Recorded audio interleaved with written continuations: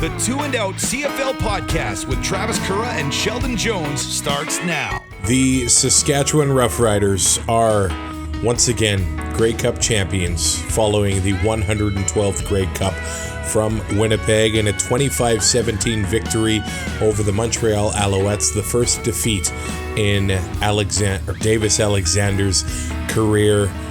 We know he's got a long career ahead of him and a Grey Cup ring or two or three in his future. But what a Grey Cup from Winnipeg, Sheldon Jones. Insane. What a weekend, what a game. Both teams, either team could have won this game. It was that close, and I think that's what a lot of people thought coming into this. I know a lot of chatter was about Davis's injury, and well, maybe it came into effect in the last series possibly, but other than that, he was able to be pretty mobile, and it didn't seem like it was a factor at all. So I was really glad to see that. And what a hell of a win! These riders, man. They get something happens. They face adversity, and they're just able to rise from it and make huge plays at the times that they need to be made. And I don't know, but my hat's off. What a nerve-wracking 3 hours. What a nerve-wracking weekend, to be honest, but a fun weekend. And I'm glad to talk about it one last time this season with my best friend, Travis Currah.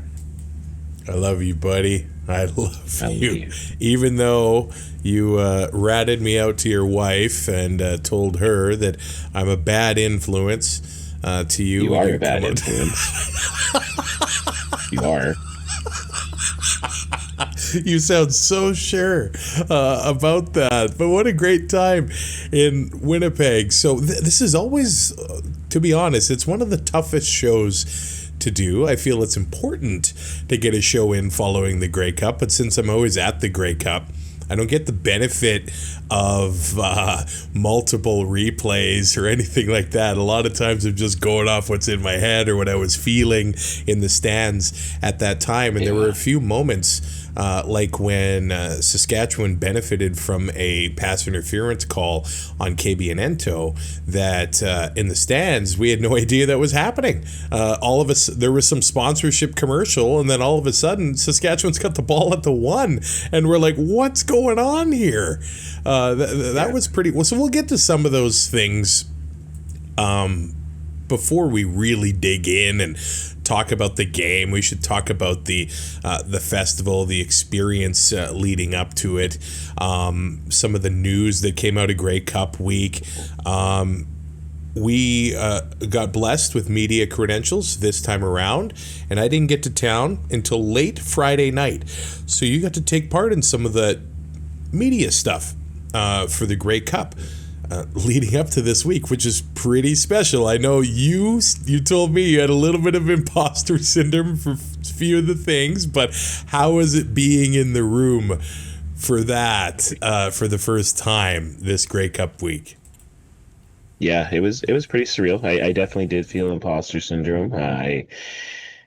It's funny, like I knew that we got the credentials, and for some reason I just didn't even think about it. And we're going to a Grey Cup, and everything I have is either a Grey Cup jersey or green and white. And so I pick up my media pass, and I decide to go check out the Riders practice because it just happened to be when I picked up my pass. And so I was in there, and the guy's like, yeah, do you want to feel that? Do you want to go down the field? This is where you go. And I just looked at myself, and I in a big Rider hoodie and my media pass, and I was like, nope, that would be quite a thing to do to go down on the field right now. So I studied from afar, but it was then when I actually was able to see, and I didn't really want to tweet anything out about it, but that's when I saw that the Riders were lining up with four Canadian receivers, and Keyshawn Johnson wasn't out there, and Del Duncan Buzzy wasn't with the ones, and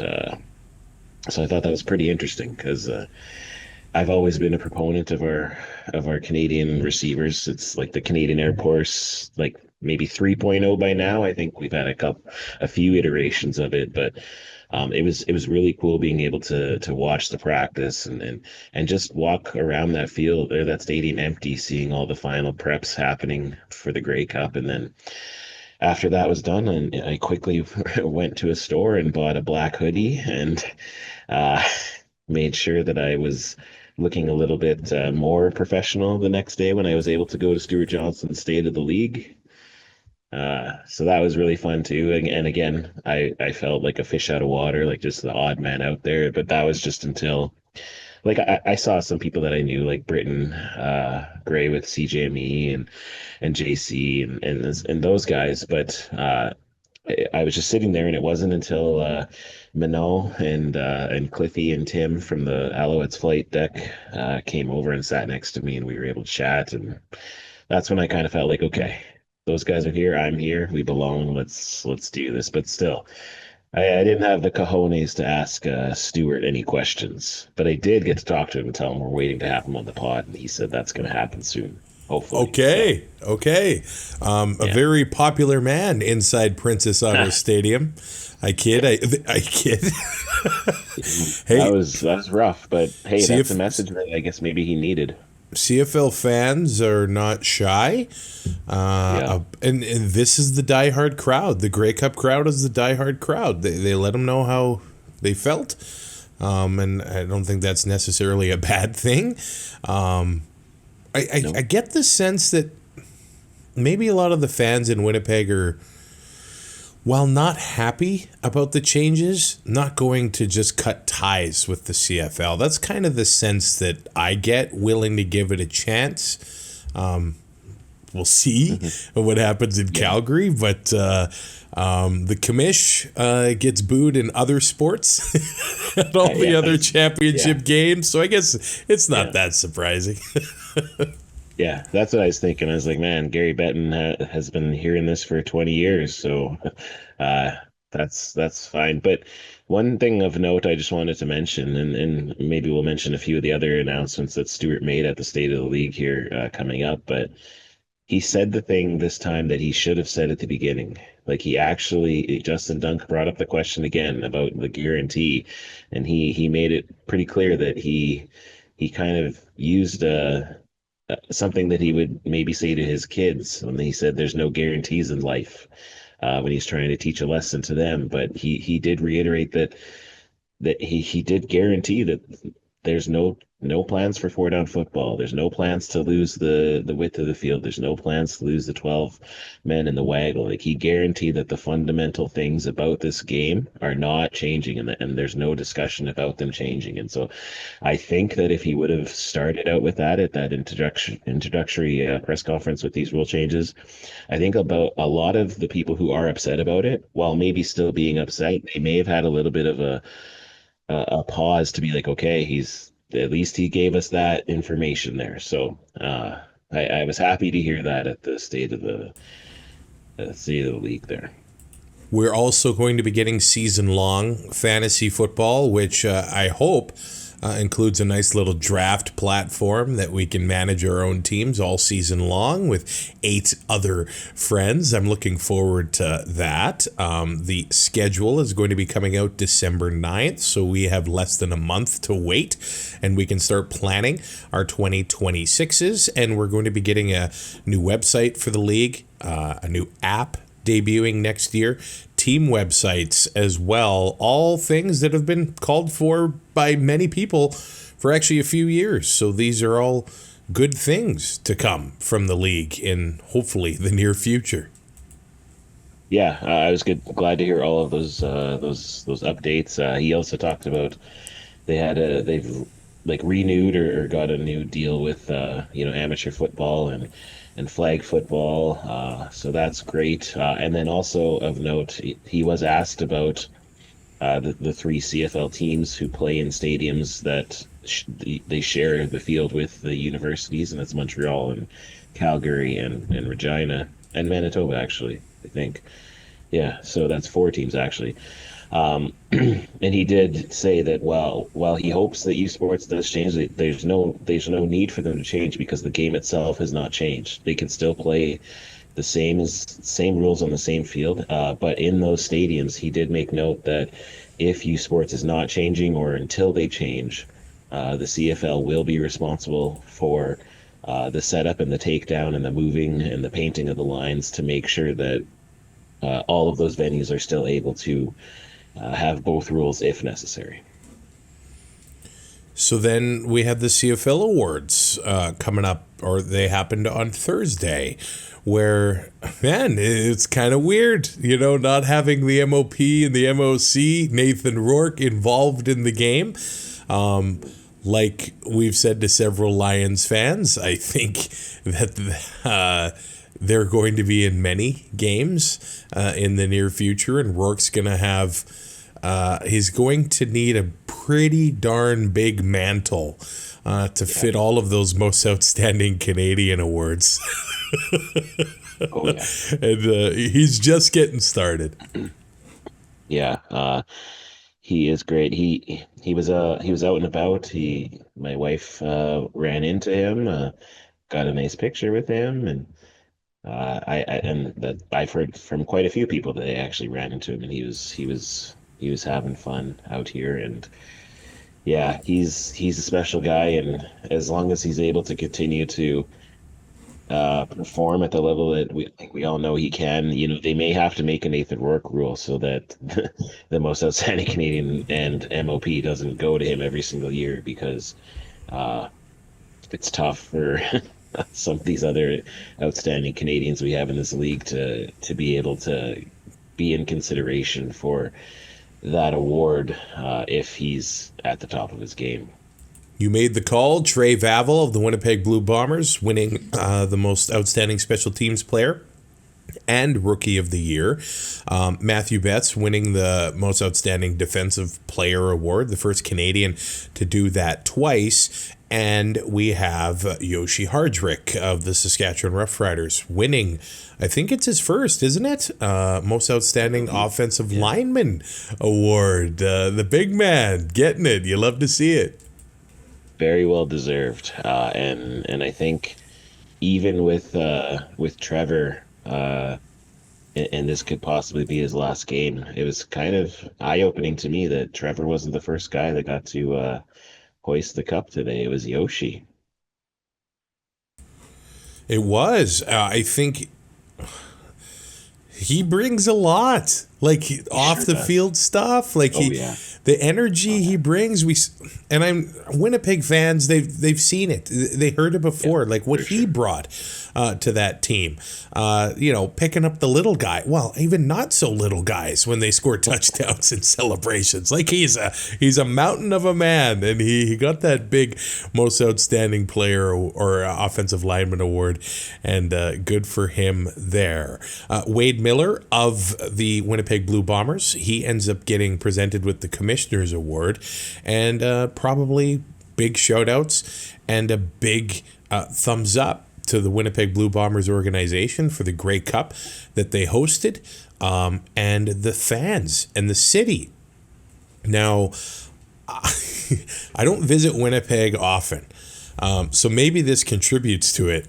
But this city is crazy to get around, man. And maybe that Grey Cup Saturday, they had the Santa Claus parade, and they called it the Grey Cup edition. So the Bombers had this big float in it. The cheer teams from the other teams were taking part in it. But before the parade, they blocked the streets like 6 hours before it and afterwards. So getting around downtown was crazy. And if you don't know this city, I feel like getting around downtown is already crazy. But the people here, and it says it on the license plates, man, friendly Manitoba, and those Bomber fans, they deserve all the love, all the hype they've been getting. They sold out the damn season, they sold out the Grey Cup, and the vast majority of those fans in the stands and Bomber fans, they went to the game. And Bomber fans near us were cheering for Saskatchewan. Bomber fans near us were cheering for Montreal. But they were there making noise, loving the CFL. And I just love this city's passion behind the league. So, hey, if they wanted to boo Stu Joe, I'm all right with that. You paid for your ticket. But, man, great hosts here in Winnipeg. very great host. I just kind of before we got on here, I sent out a tweet. Yeah, like I was gonna I admit I was looking like, or I was thinking that we were entering hostile territory this week. I just thought that, kind of with the way that the Bomber season has went, them having to make the crossover and finish fourth in the division after five consecutive Grey Cup trips. A tough year for Bomber fans, yet, like you said, they still sold out the stadium, sold out the Grey Cup. And but I I didn't have any issue with any Bomber fans, being rude, being, over the top. There was some friendly beaking back and forth, and there was, you know, I'm not going to cheer for you, blah blah, blah. I hope you lose, but for all that I saw, it was completely respectful, and I love that because the Grey Cup Festival, there's all the regulars that go, and we all know that it's the party and it's everyone getting together, and it's not no animosity, just people enjoying the end of the year. But there are a lot of local people who do go to this too, and quite frankly, for the kind of I guess the one thing that I will say, there still was issues with the way that the party passes were sold, and all of that. But even with Yeah. that, because it seemed like the most of them initially were sold to only Bomber fans, and so there was so many Bomber fans there. They did a great job of the festival. The touchdown Manitoba upstairs was a phenomenal, nice large space with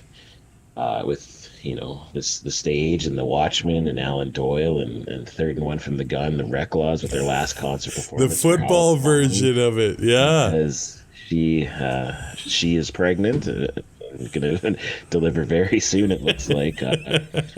And part of your bad influence, I'm happy about it because we stayed till the end of Reclaws and got to witness our good friend Neely just being taken back so emotionally with that song. I was too, but him just having fond memories of his recent Grey Cup wins and video montages to that song, and it was a great time, a great festival. But again, like, nobody, even up there when we're wearing all of our rider gear, and there's nobody being rude, there's nobody eating, and the drinks are flowing, and so usually that's a recipe for disaster. But it was an awesome experience this year here in Winnipeg.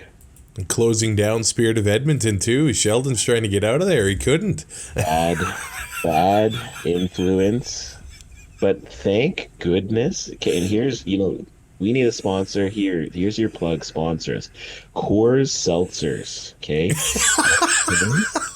Taste delicious, and I think they kept me hydrated because I had too many of them. But this morning, I did not have a hangover. Really? Really? Yes, and this is the first time I drank heavily in a long time.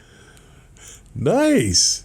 Nice. So Coors Light, get at us. Send a few cases, a check. And your wife, Tammy, didn't buy that I was the bad influence. So that's... No, of course not. I am my own person, so I take responsibility as well. But you were a bad influence, but I'm okay with it. I'll wear that as a badge of honor. But I don't know if the festival wants us saying this, but when people were done for the night, you could walk through the convention center even if you didn't have a pass. You could technically give somebody, $20. Hey, go get me 2 beers. They'll get you beers, and you just easily. you Yeah, could. And then if people were leaving, they were just giving their wristbands to other people. Yeah. And somebody had actually given me their. I'm just gonna say a shout out to Jason. He knows who he is. He's from Amsterdam. He is the reason that the last podcast was called the CFL Paparazzi. So we have to talk about that. He's the one that took the photo of Mike O'Shea in the Toronto airport. Yeah. And then it ends up, Levi Mitchell. yes, spreading all over the place. And for all of it, I didn't think we were going to get this news Grey Cup week. Mike O'Shea is staying in Winnipeg, as is general manager Kyle Walters. I actually love when teams are able to have continuity like this. I feel like back in the day, there would be a new coach every 12 years or something crazy like that. And these guys get so ingrained in the culture of the teams that they're building.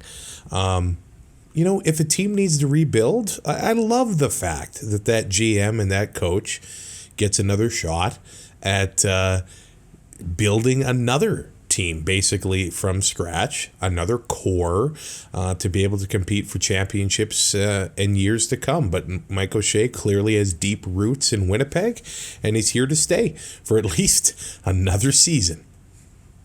Yeah, I'm not going to lie, I'm bummed. I wanted chaos. I wanted him going to Toronto. I was here for all of that, but it makes, well, it kind of makes sense. I felt like maybe he was done and he didn't have anything else he needed to prove in Winnipeg, but maybe taking the team to the top, falling down a little bit and taking the team back to the top, that's something that he does have left to do. But good on them for being able to lock in Walters and O'Shea. We know that Walters is a 3-year deal, but all we've heard is next year for O'Shea, and it seems like he's kind of keen to doing just 1-year contracts, which I guess he's earned the right to do. So we'll have to see, because there's certainly some other issues in Winnipeg that will need resolving, and I assume we're going to probably hear about that early in the week. But as far as I'm concerned, I hope the Hulkster Hogan is there for quite some time in Winnipeg. But, somebody made a fake graphic that has already had like other fans celebrating and Bomber fans panicking, but I guess it's fake. So we'll have Greg to see from what the they do. Pistols made that. And Oh, he did? Funny. Okay. Yeah. Oh, that's a classic. And then on Saturday, the U of S Huskies getting the win over Queens, and the Montreal Carabin getting the win over St. Mary's. So we don't have to wait a week to see another pair of teams from Montreal and Saskatchewan playing again. That's going to be for the Vanier Cup in Regina. Yeah, two really good teams.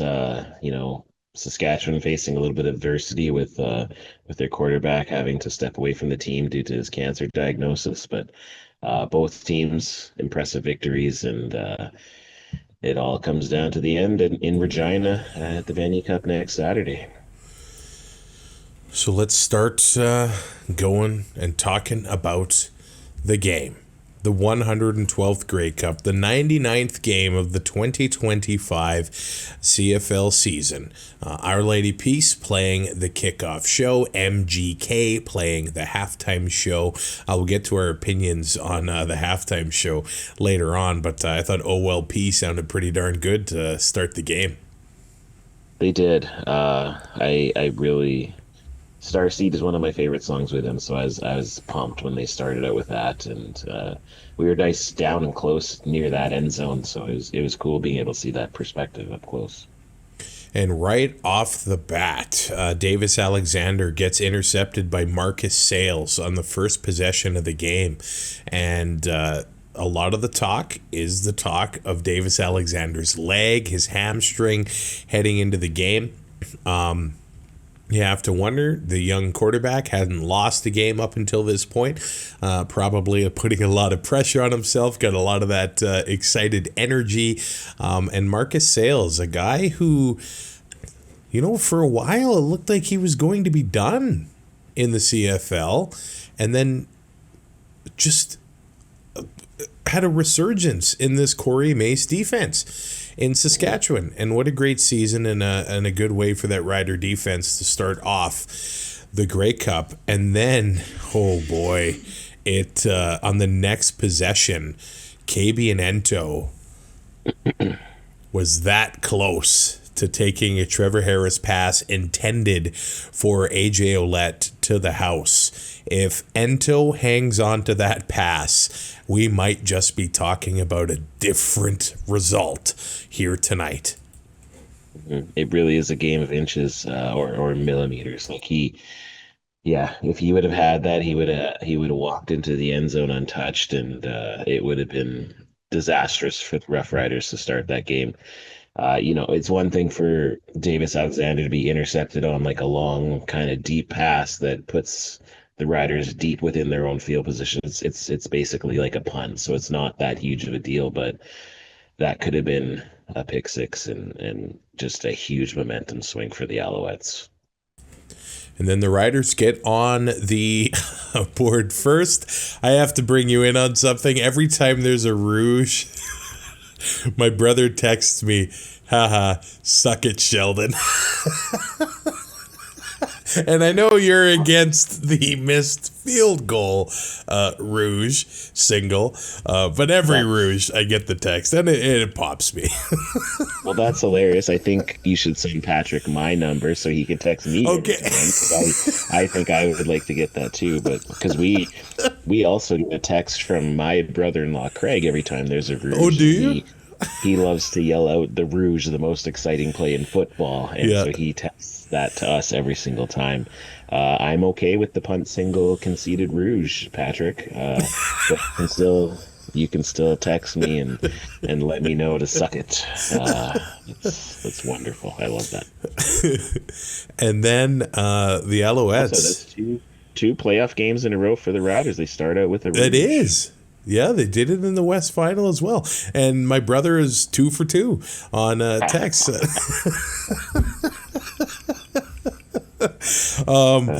Tyson Philpott, a free agent, by the way. Looks like he wants to stay in Montreal. Yeah, but yeah, they're gonna have to pay him if they want to keep him around. But he had that big 37-yard catch. Tavon Campbell.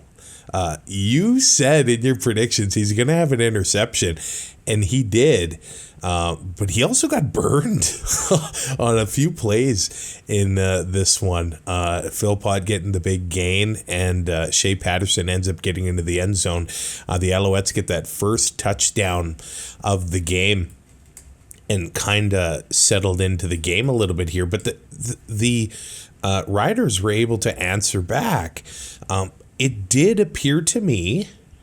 Now, what were you thinking? That 3rd and 2 at the beginning of the second quarter, obviously it's on the Montreal 4-yard line, and Corey Mace made some big decisions in the West Final as well, where he went for it on one, he kicked the field goal on another.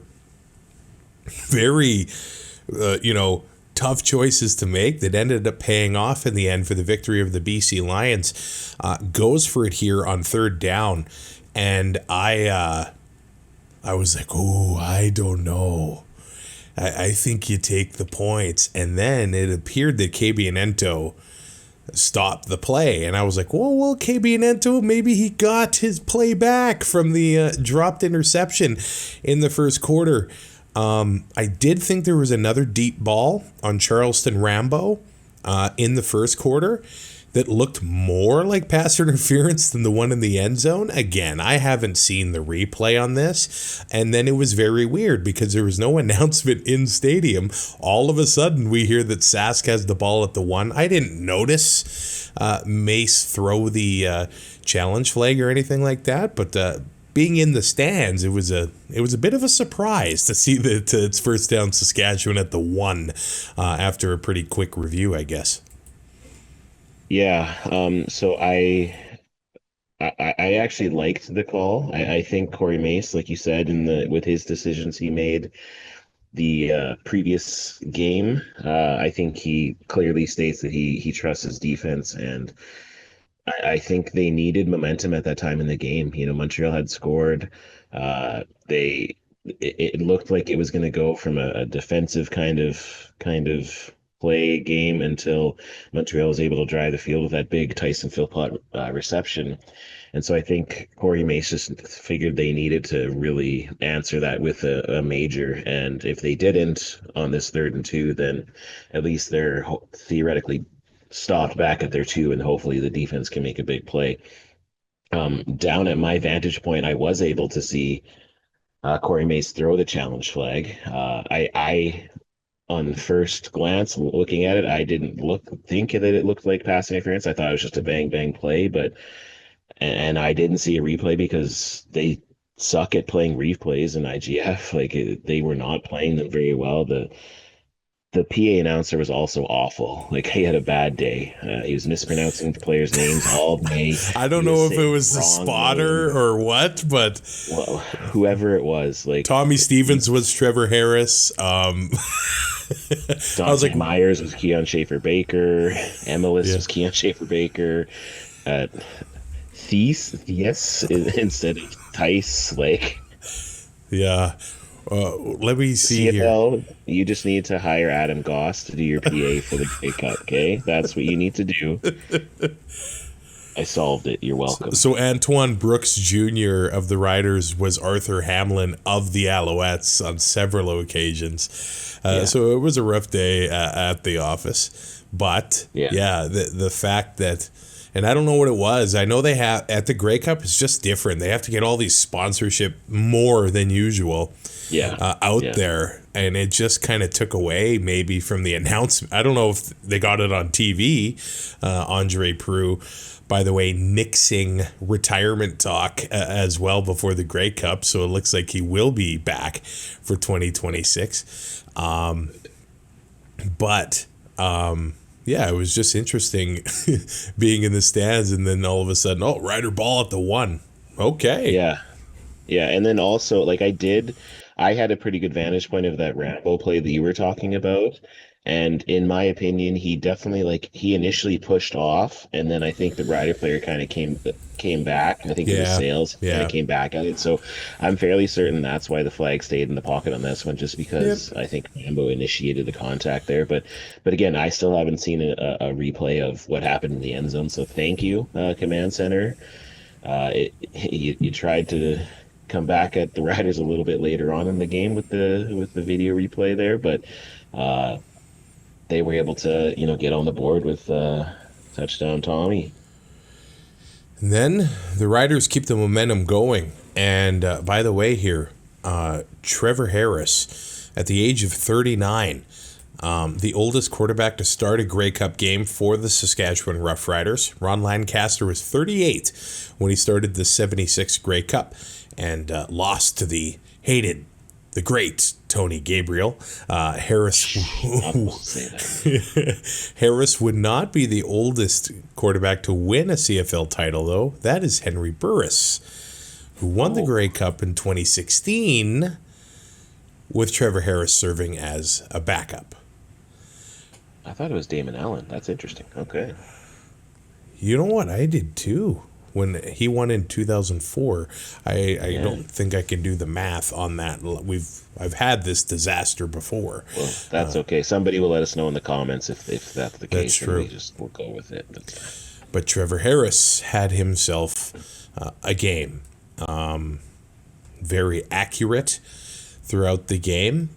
Did not get that touchdown, but 85% completion percentage, 23 of 27, 302 yards, protected the ball.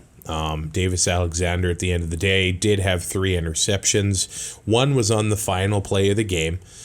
And one was that at the half as well?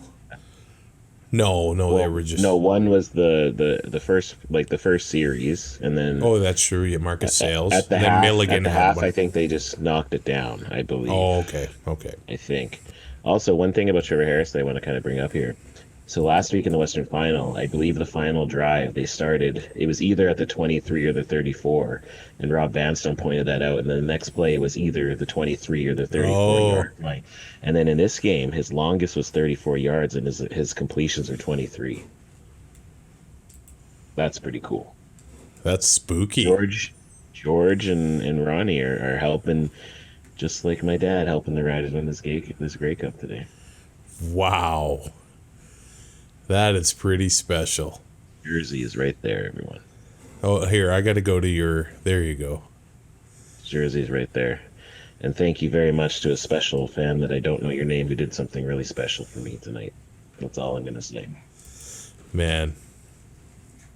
Very, very cool. The game rolls on. The next big... It was the Tavon Campbell interception there. That's later in the second quarter, and then the Riders end up getting a field goal there to take a 25 Oh, that was in the third quarter.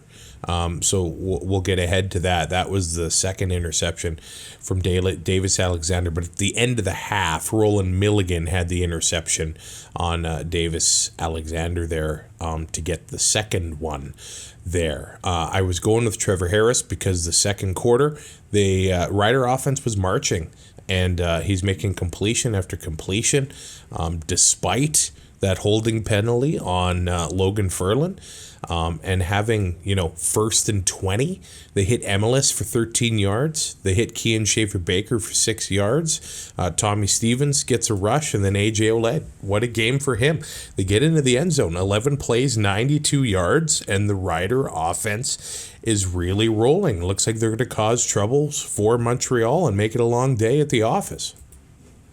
Yeah, at that point, I think a lot of Rider fans were starting to get excited, but they took all that momentum into the half, and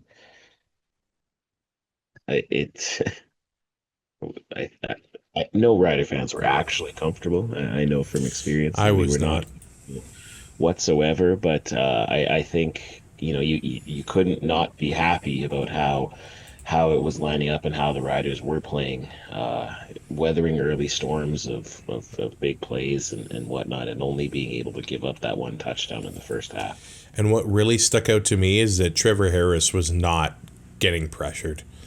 Not at all. I don't think he got touched. Did he get touched the whole game? I don't think so.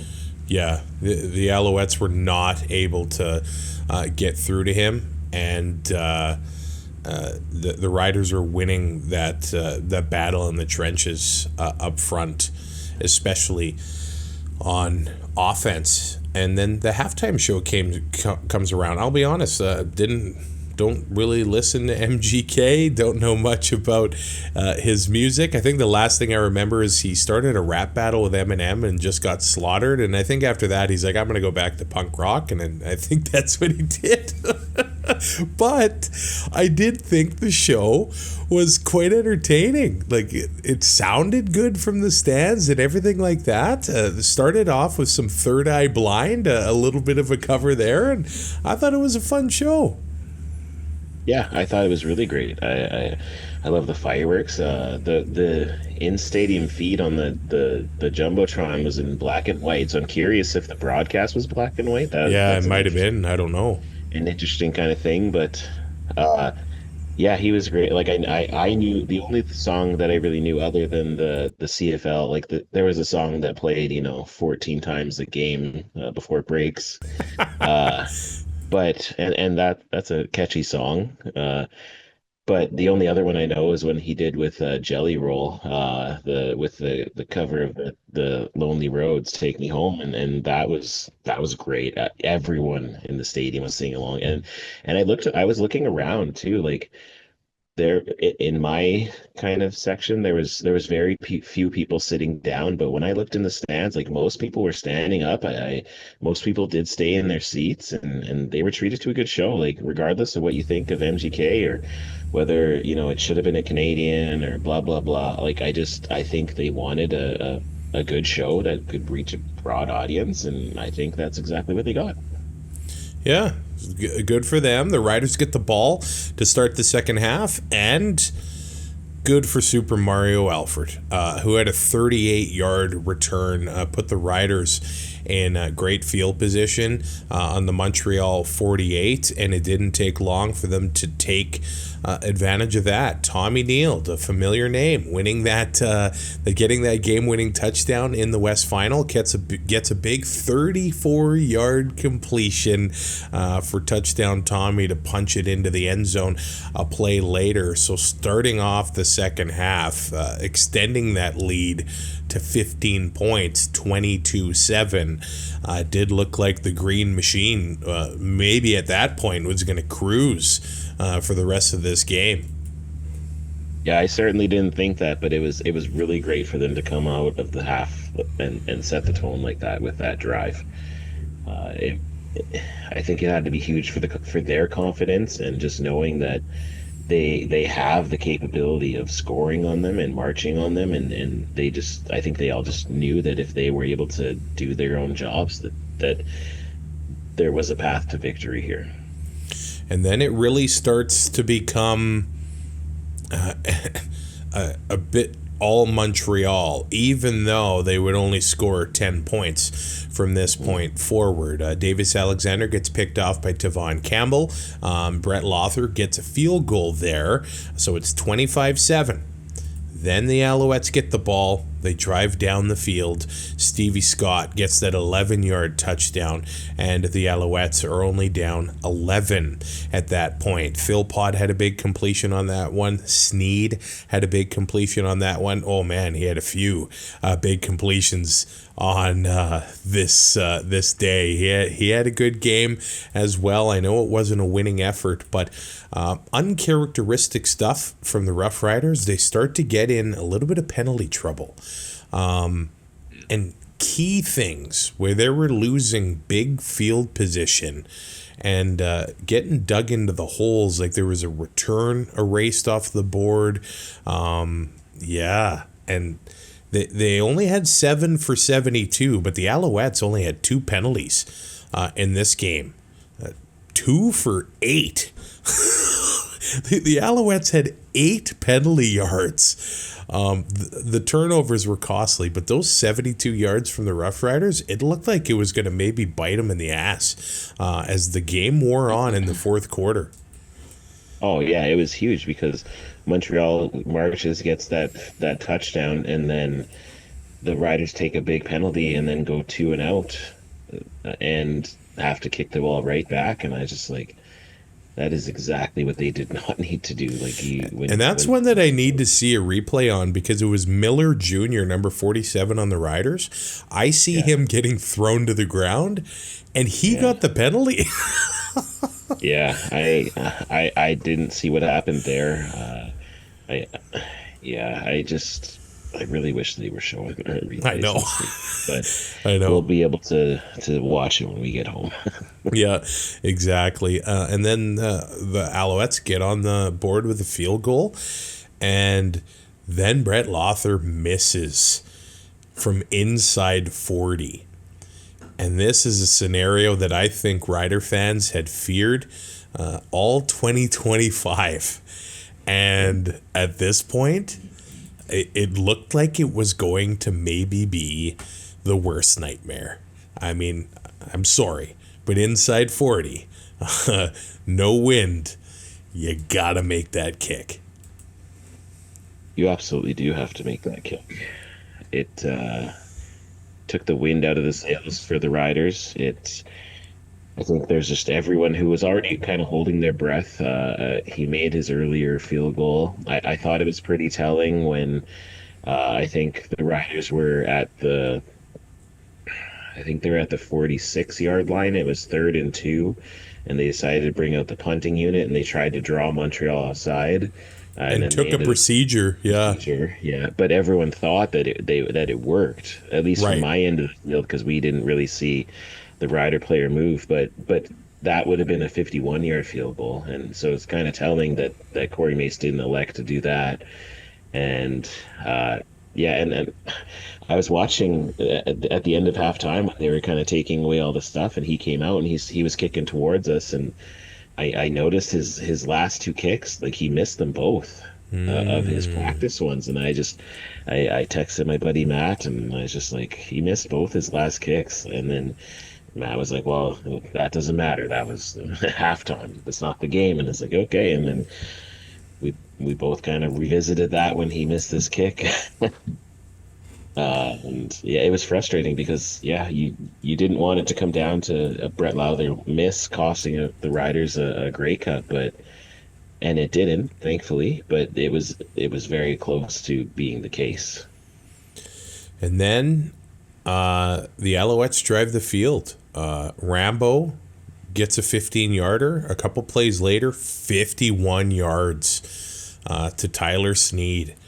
And it's 2nd and 2 from the Rider 3.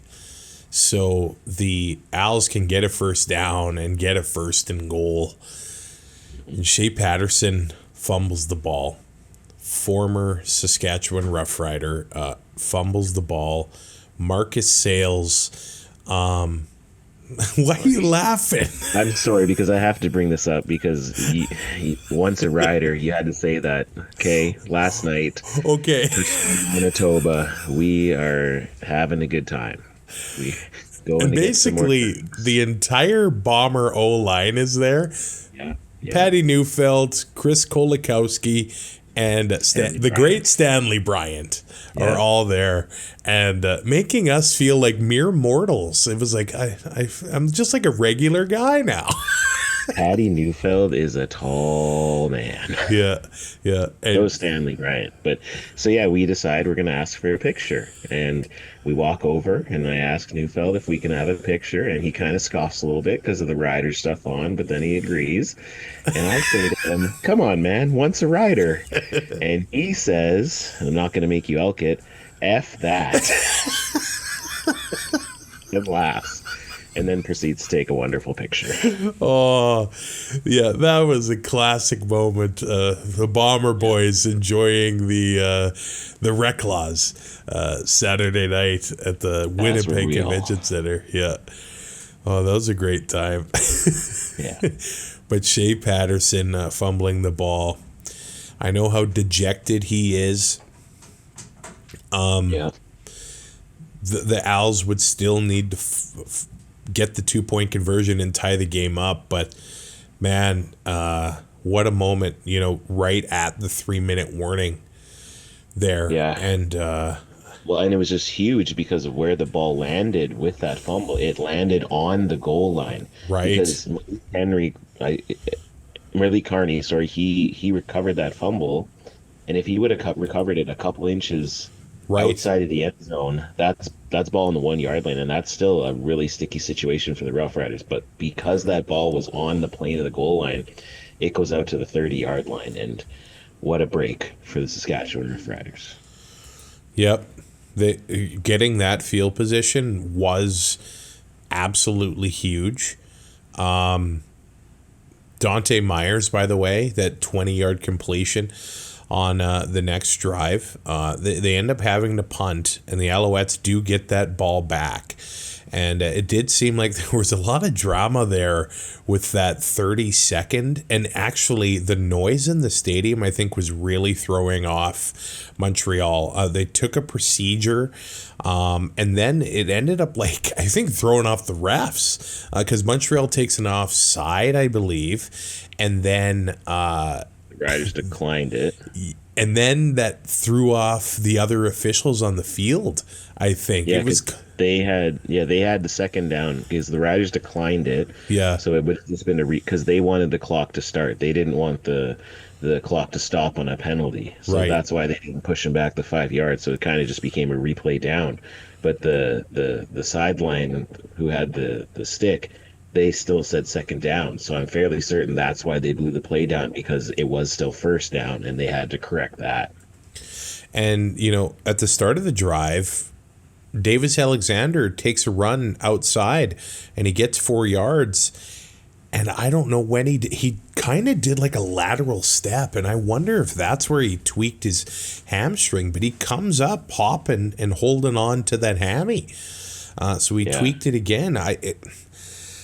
There was another time when he got sacked, or not sacked, but he was getting pressured and he threw it away. Right. And that was when I saw, because he was kind of closer to our end still, his players kind of helped him up, but that has the hammy, it was completely straight, and he wouldn't, as he came up, he wouldn't bend it at all. And then he was noticeably limping at that point, and you could just tell that he had re-aggravated. So it either was that or the play when he ran, one of the two. But the unfortunate thing that we really didn't want to have happen was he did aggravate it at that time, and just a horrible time for it to happen, because they needed to get into the end zone.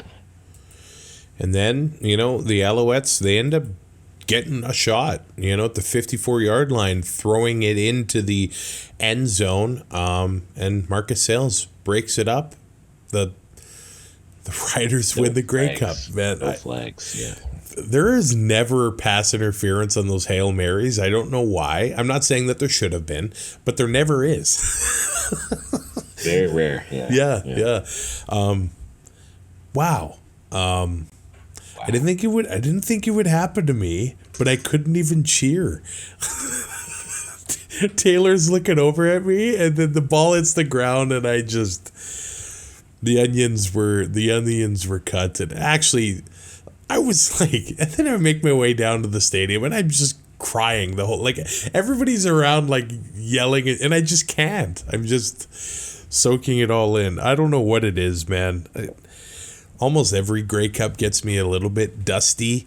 I just think about the season that was, the hard work that went into the whole season, and then when it's your team that does it, you think about the money you spend, the kilometers you drive, the losses you've seen, all of that. And there are points, I think, when everyone as fans wonder why the heck we do this. Do I need to put this much commitment, whether it's time, whether it's tickets, whether it's travel, whatever it is, and then it happens, and then it's like, well, this is why. It's all very, very special to be in the stadium when your team wins. And I don't know, this one felt very, very special, and more than, I don't know, maybe not quite like 2013, because it was at Taylor Field and it was still so fresh from the 2 losses against Montreal before that. But yeah, I don't know. It never gets old, obviously. I mean, the team's been around for 115 years, 5 championships. So when they happen, you're very thankful and grateful to be there for it. Yeah, I think 2013, that'll always go down as my favorite. I am assuming just because of, just it being at home and all that stuff. But at the same time, we knew that game was over like early in the second quarter when Corey Sheets was able to grab Darian Durant's fumble. And I think everyone kind of knew that the game was over then. But this game, we didn't know it was over until the last second clicked off. And our past trauma that we've experienced as Rider fans and last minute collapses, it just didn't allow us, I think, to have any sort of comfortability at all in this game. They played an awesome game. They almost played a clean game. Trevor Harris, amazing. The defense, really good outside of 2 or 3 broken coverages. That this team deserved to win. They were the best team all year long. They knew what they had to do to go 1-0 every week, and Corey Mace is just such a good coach, and he's built such a good culture here. And now maybe us Rider fans can kind of, and not in a cocky way, but understand that this team has been built, and this team, if they're able to find an heir apparent for Trevor Harris, that they are going to be a perennial contender as long as Corey Mace is in this, is the quarterback or the head coach of this team, I think, because they know what they need to do, and they've built such a culture. And Tammy and I got very emotional at the end of the game again with Dad passing and our Uncle Marcel passing, and it's just, we couldn't believe it. But deep down, I think I always knew that it was going to happen. I think it just, we wanted Dad to be a part of this because he's gone, and he absolutely was from up there. And yeah, it was just so special after the game. That's all I'm going to say. Yeah, it means the world to be there for that. And and this is not even game related. It doesn't even matter what team you cheer for. But to run into all the fans and the big celebration that Grey Cup is, and to shake hands and see people that we only see once a year, it's it's why we keep coming back, and it just makes doing the work and doing the show all worth it, because we're all here for the same thing. We're all here because we love the Canadian Football League. Yeah, I met so many people. This is only my second time being at a Great Cup festival when while being taking part in this podcast, and so many people, and I wish I could remember everyone's name and shout them out to the rooftops. But one I do want to really shout out is 8-Bit Paul. As I met him after the game, he shouted out, he You recognized saw him me, and after the game. Nice. yeah, it was right after the game, and grabbed a quick selfie and just thanked him for everything that he does, because he's there in the chats. He's doing the super whatever they're called, and we really appreciate that. And he just told me about how much he loves football and how much his kids love football, and that we're there like we give some sort of content for him, and it's just crazy to me. But I met other guys who, like, he said that he uses our podcast as his chill time when his kids aren't away, and he's just even like doing dishes or something. And Rocky, I was able to meet at the game, and You met Rocky him too? Yeah, we saw Rocky, and Rocky had a rough week because he lost his wallet at the West Final, and his truck got broken into in Winnipeg, and his wife's purse got stolen. And Oh no. yeah, it was a tough week for Rocky. But again, he says he listens to the pod when he's driving, and just these guys and girls and everyone who just took the time to come up to us, find us, because we don't necessarily know what our fans look like, and we know some, and we when we find them on social media, we'll certainly follow them back and all that. But just it makes a guy feel very special, and thank you. And I had a lot of people telling me not to let you quit, so I told them I won't. So I think a Grey Cup win here might help facilitate a longer two and out, though. I'm fairly certain of that. But just again, thank you to everyone. And we don't do the show without you. We're just a couple of guys talking and catching up a few hours a week about something that we love. But this family that we've built with our listeners, we can't thank you enough. This actually means 7 of 9 teams have won the Grey Cup since Two and Out launched. That leaves BC, and it leaves Hamilton. So the feline teams haven't. They've got the longest droughts right now. 2011 for BC, 1999 for the Hamilton Tiger Cats.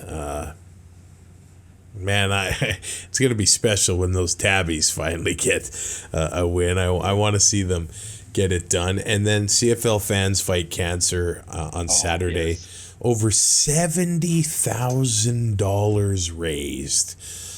Tavern United, downtown Winnipeg. That was a special day. We're like the last 2 years, all by fans, like $150,000 almost. That's mind-blowing. What the fans of this league can do when they come together for one cause, and it's unbelievable. Yeah, obviously it hit close to home this year for us as well, and for them, I say them, but us as CFL fans, it was $35,000 on the day. Wow. And that is insane. That's with the 50-50, that's with the raffle prizes, that's with the silent auctions, that's with great people like Connor and Blake and Chris, donate, or not donating, but raising money and getting people to donate so that they shave their heads and their beards. Yeah. It's just everything. Like, there's walking upstairs there at Tavern United and just seeing all of the things. Like, I think they had over 30 raffle prizes and over 30 silent auctions. Wow. And, like, it was insane. And Cam and all of his team there, they did such an amazing job. They had a lot of help, and it just I can't wait for that every year. Spoiler alert, we're gonna have my wife is taking on the 27 one in Saskatchewan, and we're going to help her out with that. And we can't wait for that. But again, next year in Calgary first. So, and that's going to start again soon. I assume it's going to be another year-long thing with a lot of satellite events and raising money. So I can't wait to see what 2026 has in store for the CFL Fans Fight Cancer. And I don't want to get political, but it felt like that there are political figures involved into what I'm going to say. So that's what I mean. I don't want to get political. But it just felt like the Grey Cup had this different sort of aura around it today. Like, I went out to the Pony Corral. Former Prime Minister Stephen Harper is in there, and I've seen him at other Grey Cups wearing his Stampeders gear. It's really cool to see. Yeah. This doesn't happen in other countries. Premier Scott Moe of the Premier of Saskatchewan was also there. By the way, this bar had gear and a Slammy Award from Owen Hart on display in there. And gear awesome. worn by Brett. I had no idea. Earl and Dave Hebner had visited this place. Sparkplug Bob Hawley had visited. And they're on the wall. I'm like, this is like a wrestling hotbed at this bar.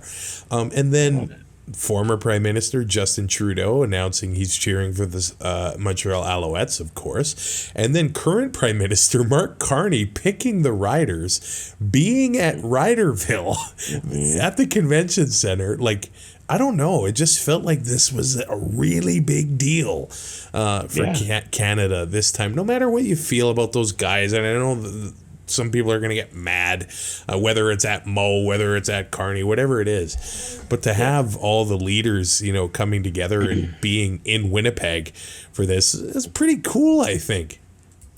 Oh yeah, and him down on there at the field doing the coin toss as well. It made a big thing, like at a time when Canadian pride is really there, and that's what we need, I guess. And like you said, a lot of people certainly voiced their displeasure for a couple of people at the Grey Cup, but and everyone has their right to do that. But you're right, it did feel big. It felt like this game matters. Again, metrics came out. Everything, it seems that the league was up. Revenues, attendance, viewership, scoring. So the game is trending to a new level. Certain things are changing, and we hope that helps continue that trend. And I just hope this means that big things continue to be in store for this great league that we love. And let's just start it now. We need teams getting invited to the House of Commons at 24 Sussex Drive for a celebration. Let's just start making that a CFL tradition. I think that'd be great. Mm-hmm. And Triple H needs to do WWE title belts for the Saskatchewan Roughriders. I might Shane O'Mac the Bombers, those. I believe. They did it for the Bomber one year. So Triple H, Paul Levesque. I will be tweeting you about this a lot, just so you're aware. I might Shane O'Mac one of those title belts. I would 100% have to Shane O'Mac one of those title belts.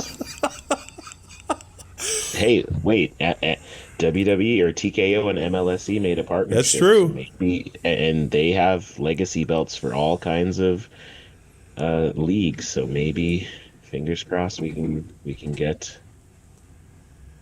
to that. We got a little charger going on the wall over there. A phone. From Winnipeg, the 112th Grey Cup is in the books for the 5th time in franchise history.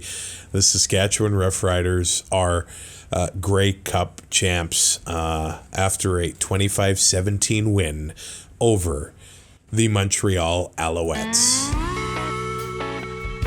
Oh, it's good to hear that music. But after bi-weekly shows all season long, maybe it's time I go hibernate like a grizzly bear. We'll do a couple more shows before the end of 2025. Don't you worry. You can rate, review, and subscribe to the show in your favorite podcatcher, on YouTube, on Patreon. You can get all the links to that at twoandout.ca. For Sheldon Jones, I'm Travis Currah. This is the Two and Out CFL podcast from the Grey Cup in Winnipeg. The Two and Out CFL podcast is written, produced, and hosted by Travis Currah and co-hosted by Sheldon Jones. Subscribe to Two and Out on all major podcast platforms and YouTube to keep up to date with future shows.